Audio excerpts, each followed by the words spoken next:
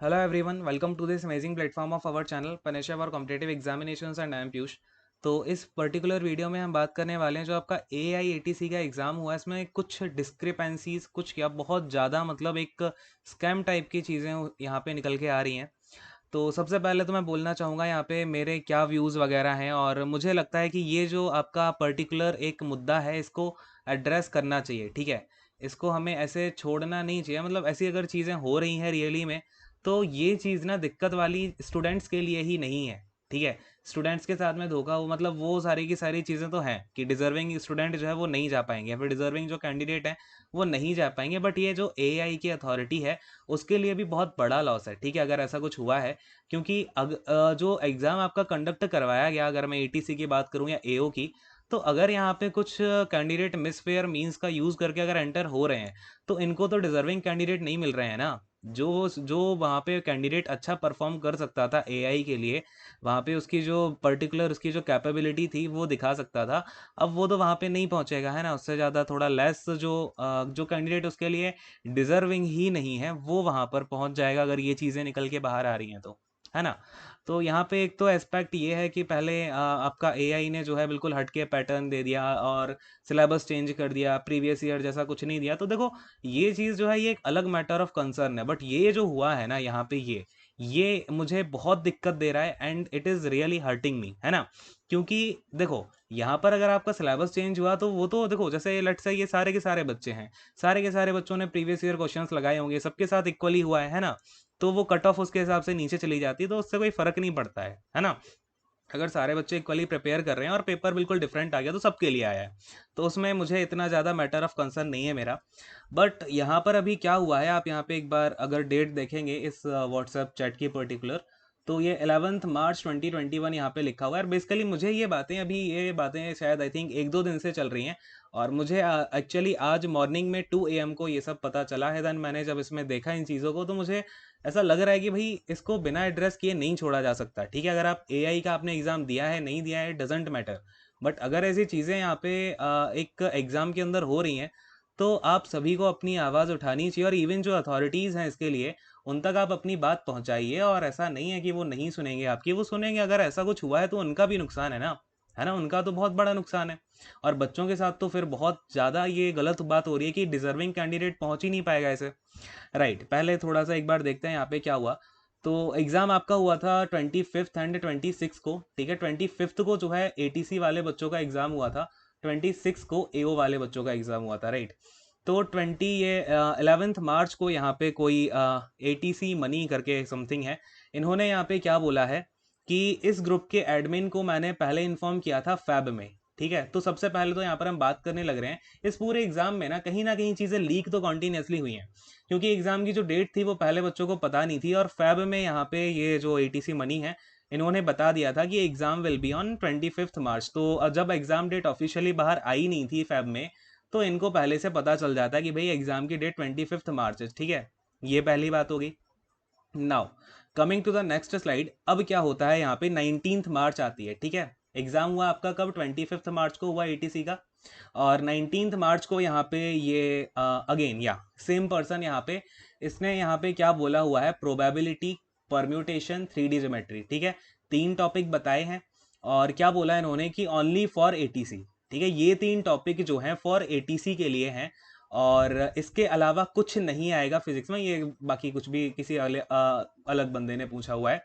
But आप यहाँ पे कॉन्फिडेंस लेवल देख रहे हो कि इन्होंने यहाँ पे ऊपर कमेंट करके बता दिया कि भाई जो आपके क्वेश्चंस हैं वो प्रोबेबिलिटी से आने वाले हैं, परमुटेशन से आने वाले हैं, और 3D से आने वाले हैं। और जो आपका एग्जाम भी हुआ, फिर 3 शिफ्ट में एग्जाम हुआ था। और आपको पता है भाई, इससे पहले जो प्रीवियस ईयर पेपर हुए हैं, देखो एक तो होता है कि एजम्पशन लगाया है, ठीक है। क्या होता है, एक एजम्पशन लगाया है। और अगर कोई भी अगर टीचर होता है, तो अगर वो गैस लगाता है ना, तो वो किसके बेसिस पे लगाता है, प्रीवियस ईयर के बेसिस पे लगाता है। और प्रीवियस ईयर में आज तक प्रोबेबिलिटी, परम्यूटेशंस और 3D ज्योमेट्री, इससे क्वेश्चंस आए ही नहीं है।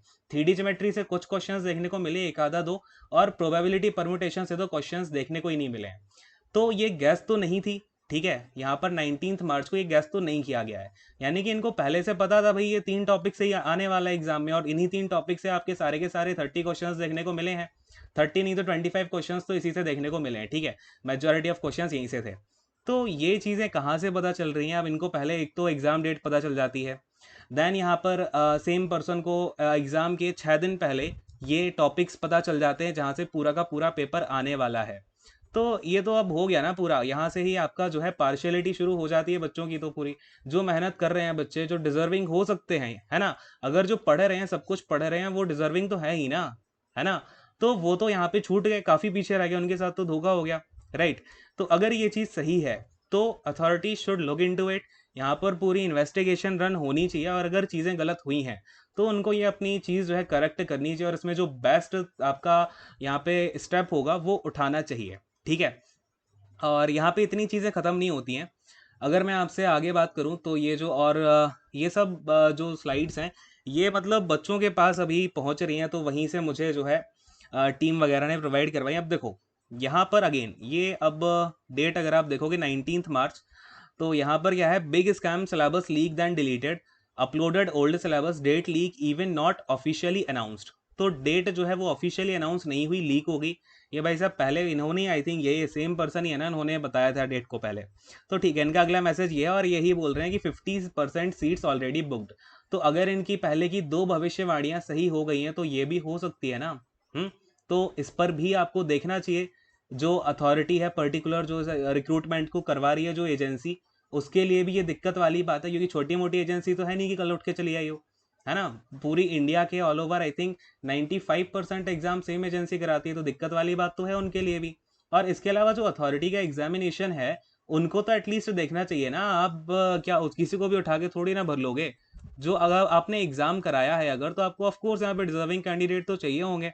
ऑल राइट, तो ये मेरा पॉइंट ऑफ व्यू है। और अगर आपको कुछ भी दिक्कत परेशानी होती है, तो आप नीचे कमेंट करके भी, अगर मैंने कोई पॉइंट छोड़ रखा हो या फिर आपको और कोई बात हो, तो वो आप नीचे कमेंट सेक्शन में बता सकते हो, ठीक है? Comment section is always open to all of you.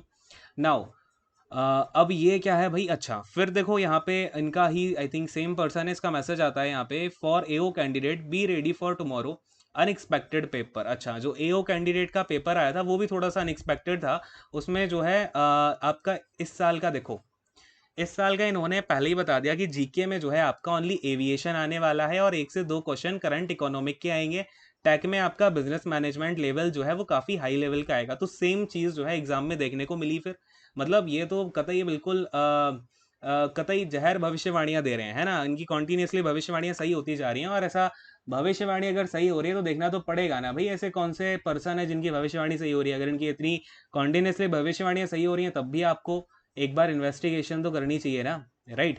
तो ये चीज़ें हैं। और फिजिक्स कम आएगी, ठीक है, हाँ। आई थिंक पूरा का पूरा जो एओ का आपका पैटर्न रहा वो सेम रहा है, ठीक है? तो नेक्स्ट अपडेट वेट टिल। तो ये जो है कुछ अभी स्नैपशॉट्स जो हैं आपके अभी निकल के बाहर आए हैं। तो आई थिंक ये जो है वैलिड हैं, ये सारी की सारी चीज़ें आपकी ये तो यहाँ पे इंडिकेट कर देती हैं कि कहीं ना कहीं डिस्क्रिपेंसी तो आई है। और अगर डिस्क्रिपेंसी आई है, एग्जाम प्रोसेस में कहीं भी दिक्कत आई है, तो of course authorities should look into it. और इसके अलावा आपको अपनी जो स्टूडेंट्स हैं वो उनको अपनी बात पहुंचानी चाहिए, ये कोई गलत चीज़ नहीं है, ठीक है? क्योंकि इसमें जो है एआई का भी घाटा है और स्टूडेंट्स के साथ तो आई थिंक पूरा धोखा हुआ है, अगर ये चीज़ आपकी करेक्ट है तो, ठीक है? And I completely support students in this.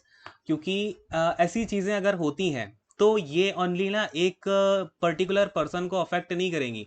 ऐसा नहीं है कि एक पर्सन जो जैसे मतलब एक नौकरी आपकी बस ऐसे ही कम हो रही है। यहाँ पर बात ये है कि आप एयरपोर्ट अथॉरिटी में एक इनकॉम्पिटेंट बंदे को बैठाने जा रहे हो, है ना? जिसे पहले से कुछ पता नहीं था, उसने बस 5 से 6 7 दिन में उसने बस वो पर्टिकुलर 3 चैप्टर पढ़ लिए और उसका सिलेक्शन हो जाएगा, है ना? तो ये तो एक तमाचा होगा, एक स्लैप होगा उन बच्चों के ऊपर जो लगातार 2 से 3 महीनों से कॉन्टीन्यूसली प्रिपरेशन कर रहे हैं। उनको कुछ नहीं पता था भाई एग्ज़ाम कब होने वाला है या फिर एग्ज़ाम का सिलेबस क्या होगा। वो तो बेचारे अपनी मेहनत करके पढ़ते जा रहे हैं, जो भी उनका कवर हो रहा है वो कर रहे हैं, प्रीवियस ईयर लगा रहे हैं, कॉन्टीन्यूसली सारी चीज़ें कर रहे हैं। गेट के प्रीवियस ईयर लगाए होंगे इसके लिए, आई नो दैट। जिन्होंने सीरियसली प्रिपरेशन करी उन्होंने गेट के क्वेश्चंस भी लगाए होंगे, है ना? तो उनके मुंह पे तो ये बहुत बड़ा तमाचा होगा। और I think exam should be fair, है ना? सिलेबस अगर चेंज हुआ, ये हुआ वो हुआ, अगर वो सारे बच्चों के लिए है तो चलो ठीक है, एक बार हम मान सकते हैं कि चलो ठीक है, अब सिलेबस खराब आया या फिर सिलेबस चेंज होके आया तो वो सबके लिए आया। बट यहाँ पर अगर ये चीज़ें निकल के आ रही हैं तो authority should look into it, right. और आई थिंक एग्ज़ाम भी आपको एक बार कराना चाहिए, अगर ऐसा कुछ निकल के आता है सच में, इन्वेस्टिगेशन में ये सब सच निकल के आता है तो एग्ज़ाम भी आपका रीशेड्यूल होना चाहिए, राइट। तो ये मेरा खैर पॉइंट ऑफ व्यू है। तो अब यहीं पर खैर एंड करूँगा, ज़्यादा मैं यहाँ पे नहीं बोलना चाहूँगा, जो फैक्ट्स थे उनके ऊपर मैंने बात कर ली है।